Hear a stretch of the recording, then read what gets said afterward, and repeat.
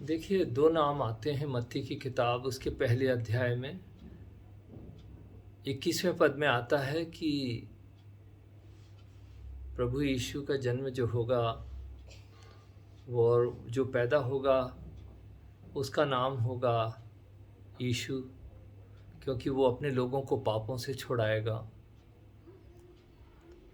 उसके 2 वर्ष बाद 23 में लिखा है कि एक कुमारी गर्भवती होगी और पुत्र जनेगी और उसका नाम इमैनुअल रखा जाएगा।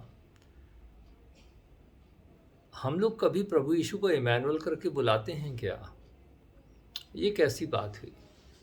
जो इमैनुअल कहा गया है वो हमें यशाया नबी की किताब उसके 7वें अध्याय 14 पद में मिलता है।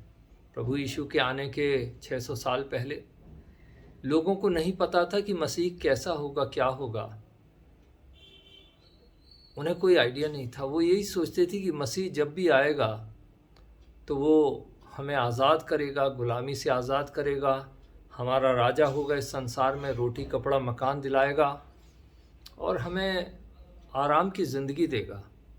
उन्हें ये नहीं मालूम था कि कोई मसीह परमेश्वर हमारे साथ का मतलब क्या है। इमैनुअल बोलने से नहीं होगा, लेकिन वो एक इमैनुअल एक अनुभव है। ये नाम से ज़्यादा एक अनुभव है। परमेश्वर का राज्य जहाँ स्वयं परमेश्वर रहते हैं, मौजूद रहते हैं। तो हम देखते हैं कि प्रभु यीशु का नाम जो यीशु है, यीशु का मतलब है कि वो जो उद्धार करता है, निकास करता है, छुड़ा लेता है। हम लोग कहीं फंसे हुए हैं, हमें वहाँ से निकालता है, पाप से निकालता है। पुराने नियम जैसा नहीं है कि बलिदान किया फिर पाप किया, बलिदान किया फिर पाप किया, गंदगी में गिरे नहा लिया, गंदगी में गिरे नहा लिया। नहीं, प्रभु यीशु जो हैं वो हमें गंदगी से निकाल देते हैं और साफ करते हैं, नई ज़िंदगी देते हैं। उसी को बोलते हैं नया जन्म। नए बन जाते हैं, हमारे वो हमें चलाने लगता है, पवित्र आत्मा देता है। हम वो नहीं हैं जो पहले थे। बहुत से लोग यही सोचते रहे कि प्रभु यीशु मसीह दुनिया देने आएंगे। आज भी बहुत से लोग सोचते हैं।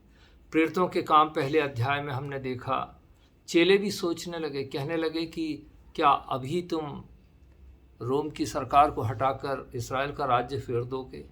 कहने का मतलब क्या आप अभी सरकार बनाएंगे?